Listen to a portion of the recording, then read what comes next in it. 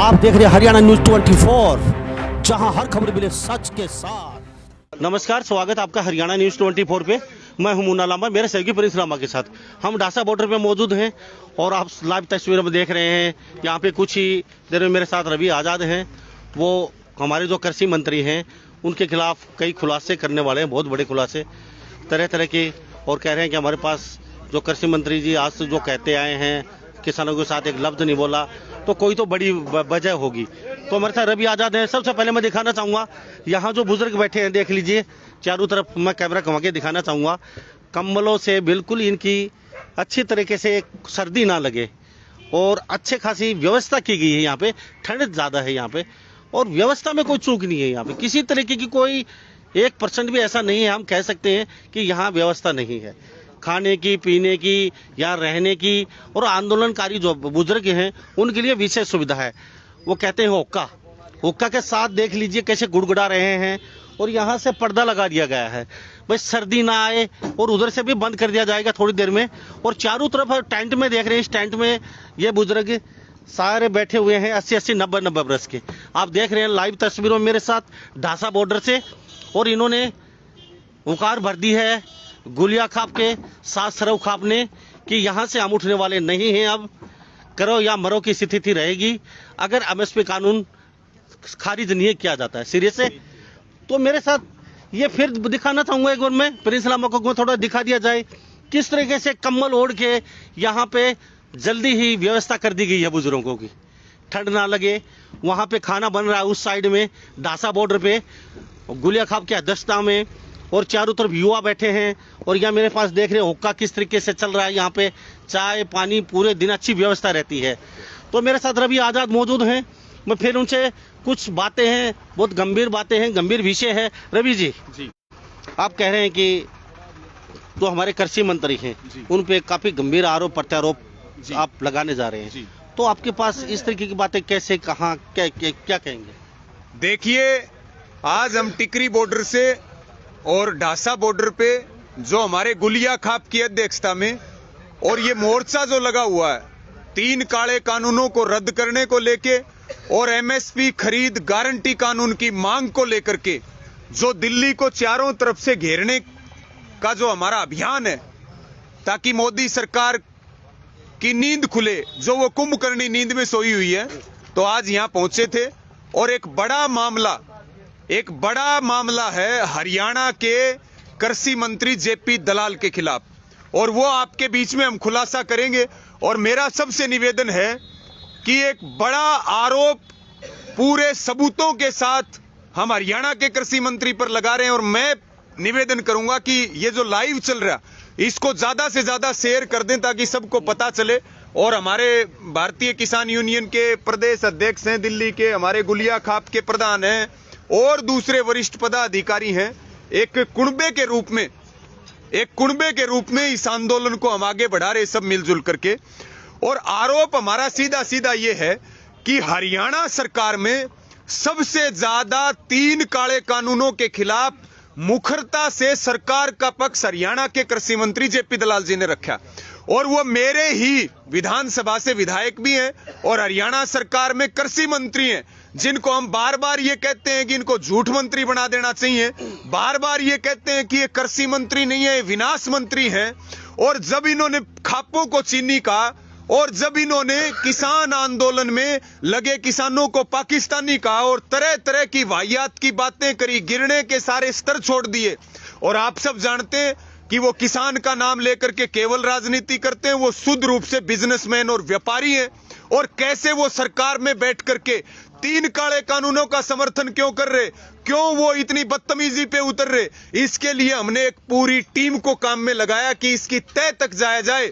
सरकार में और भी मंत्री हैं, सरकार के और भी विधायक हैं, लेकिन सबसे ज्यादा कि ये कानून रद्द नहीं होने चाहिए। ये कानून किसान की किस्मत बदल देंगे।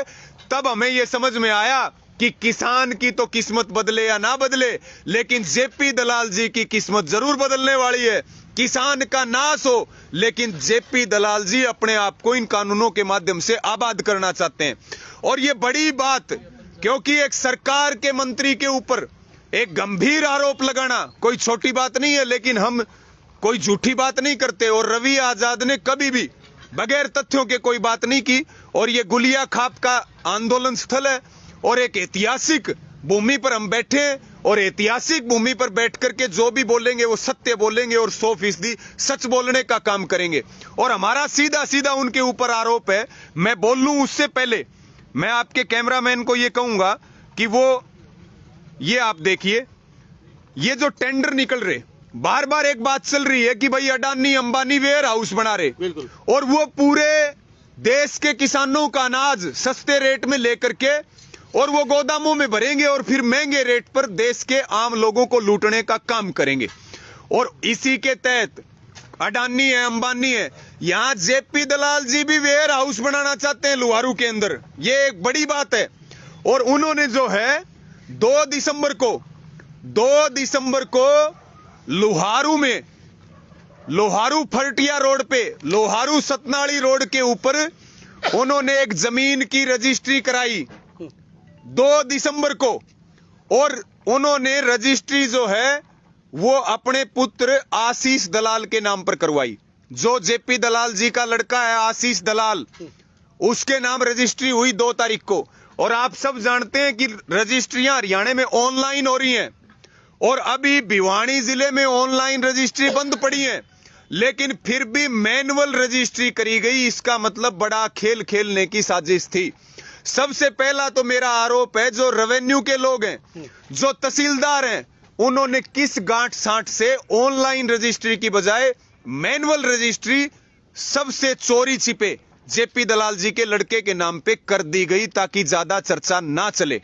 और ये 7 साल के गारंटी स्कीम के तहत जिसमें जमीन जेपी दलाल जी के लड़के की होगी और उसके ऊपर जो वेयर हाउस बनेगा वो 10,000 मीट्रिक टन का वेयर हाउस बनेगा। आप सोच सकते हैं कि 10,000 मीट्रिक टन में, चाहे वो महेंद्रगढ़ का इलाका हो, नारनौल का हो, दादरी का हो या भिवानी का इलाका हो, कितने किसानों की उपज, कितने किसानों की सब्जियां, कितने किसानों के फल उसके अंदर स्टॉक कर सकते हैं। 10,000 मीट्रिक टन का, 10,000 मीट्रिक टन का वेयर हाउस जो टेंडर निकले 7 साल की स्कीम के तहत, उसके तहत जो है उन्होंने आनन फानन में रजिस्ट्री कराई अपने बेटे के नाम। और आनन फानन में किसी को पता ना चले, पिछले चोर दरवाजे से उन्होंने इस घटना को अंजाम दिया। और मैं आपके कैमरामैन से निवेदन करूंगा कि वो एक एक बारीकी, क्योंकि ये बड़ा मामला है, बड़ा खुलासा है और हम उनको यहां बैठ करके ललकार भी रहे हैं। अगर हमारी एक भी बात गलत हो, बगैर तथ्य के हो, तो वो हमारे ऊपर मुकदमा भी दर्ज करें और मानहानि का मुकदमा भी लगाएं। ये भी हम उनको चैलेंज कर रहे। ये आप देखिए, सबसे पहले ये आप दिखा दीजिए, ये proposed location for agri entrepreneurs.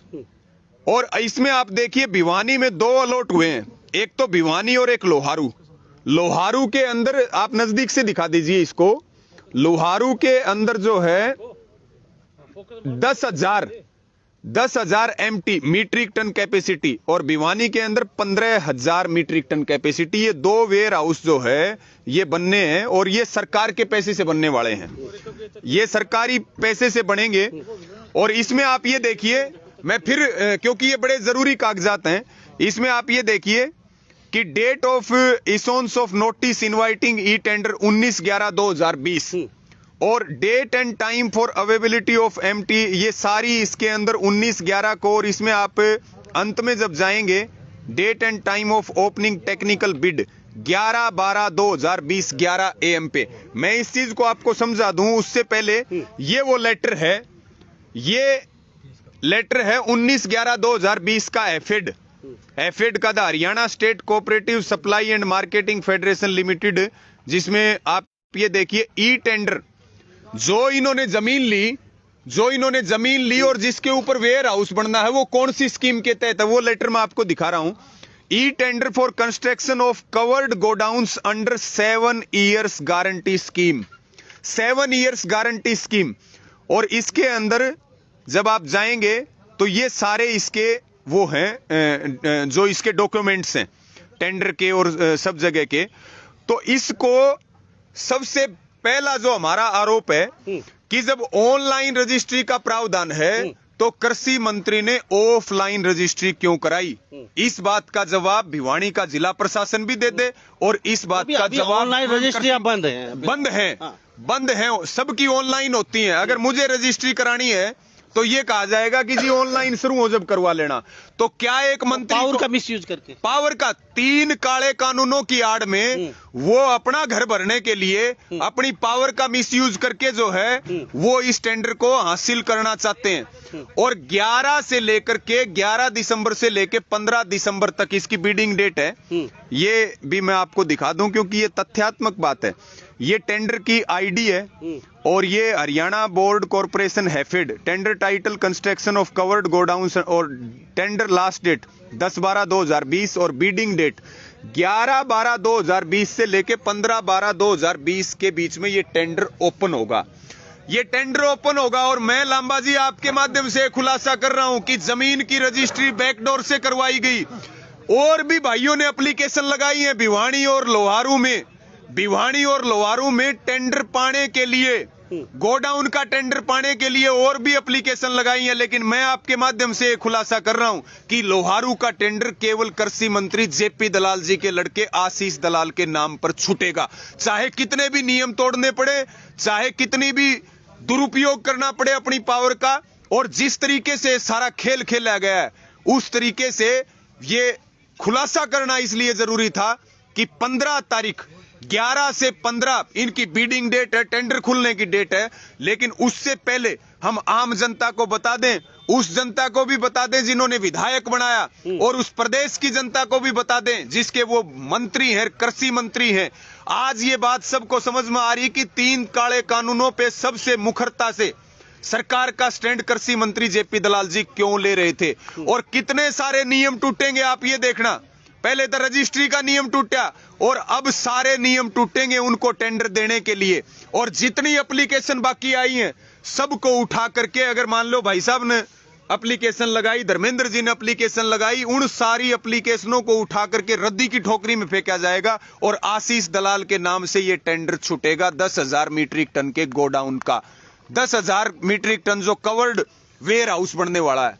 तो ये एक बड़ी बात है और हम उनको यहां डासा बॉर्डर से इस बात को ललकार रहे कि वो इस बात का जवाब दें उनके बेटे की ऑफलाइन रजिस्ट्री क्यों हुई, वो इस बात का जवाब दें चोरी छिपे पूरा खेल क्यों खेला जा रहा है, वो इस बात का जवाब दें कि वो कृषि मंत्री हैं, वो सारे सत्ता भी उनको चाहिए, बिजनेस भी उनको चाहिए, वेयर हाउस भी वो बनाएंगे। फिर तो वही बात होगी ना कि चंद लोग मिलकर के बिजनेस भी वही करेंगे, राजनीति भी वही करेंगे और हमारे जो युवा हैं, हमारे जो भाई और बच्चे हैं वो उनकी बंधुआ मजदूरी करेंगे। क्या यही काम है उनका? क्या उनका यही काम है? उनको तो आगे बढ़ करके अगर बड़ा मन था और वो जनता का भला चाह रहे थे तो दूसरे लोगों को नंबर देते, लेकिन वो सब कुछ खुद ही हासिल करना चाहते हैं। इसका मतलब कहीं ना कहीं दाल में काला है। और आपके माध्यम से बात इसलिए कह रहे, रजिस्ट्री के नियम टूटे हो चाहे टेंडर के नियम टूटे हो, और उन भाइयों को भी मैं कह रहा जिन्होंने टेंडर के लिए एप्लीकेशन लगाई है किससे ने ना मिला भाई, सिर्फ और सिर्फ जेपी दलाल को मिलेगा। ये भी निश्चित तौर पर ये आप नोट कर लें, किसी को नहीं मिलेगा, किसी को नहीं मिलेगा। और अगर वो इसमें पाक साफ हैं तो वो प्रेस कॉन्फ्रेंस कर ले, रोज करते हैं, खापों को गालियां देते हैं, किसानों को गालियां देते हैं। आज हमारा उनके ऊपर सीधा आरोप है, वो प्रेस कॉन्फ्रेंस करें और हमें कहें कि हम झूठे हैं और वो कहें कि ये आरोप झूठे हैं, वो करवाएं हमारे ऊपर मुकदमा दर्ज, हम भुगतने के लिए तैयार हैं। बगैर तथ्यों के वो मुकदमे दर्ज करवाते हैं किसानों के ऊपर, बगैर तथ्य के अंदर वो जेल भिजवा देते हैं अपनी पावर का इस्तेमाल करके। तो आज उनके ऊपर हमारा ये सीधा आरोप है। और कोई भी भाई जो है रजिस्ट्री की नकल ले लियो भाई जाकिन, और कोई भी भाई हमारे से सबूत ले लेना, पूरी तथ्यात्मक बात कर रहे हैं। कहीं भी किसी प्रकार की झूठ हो तो उसके लिए भी सार्वजनिक रूप से हम दंड के जो है ना अधिकारी हैं। ये बड़ी बात है और ये बात आपके सामने में रखनी थी जी। तो मेरे साथ ये रवि आजाद बने होते भारतीय किसान यूनियन के युवा प्रदेश अध्यक्ष हैं। इन्होंने गंभीर आरोप लगाए हैं कृषि मंत्री जेपी दलाल पे वेयर हाउस को लेके। तो उनको भी कहीं ना कहीं प्रेस कॉन्फ्रेंस करके बात को स्पष्ट करना चाहिए कि वास्तव में ही इतना बड़ा गड़बड़ झाला है या धोखा किया जा रहा है किसानों के साथ, मतलब कहाँ मामला ये है, तो उनको आगे आना चाहिए और बात को स्पष्ट जरूर करना चाहिए। तो इन सभी बातों के साथ मैं मुन्ना लांबा, मेरे सहयोगी प्रिंस लांबा के साथ हरियाणा न्यूज 24। नमस्कार, जय हिंद।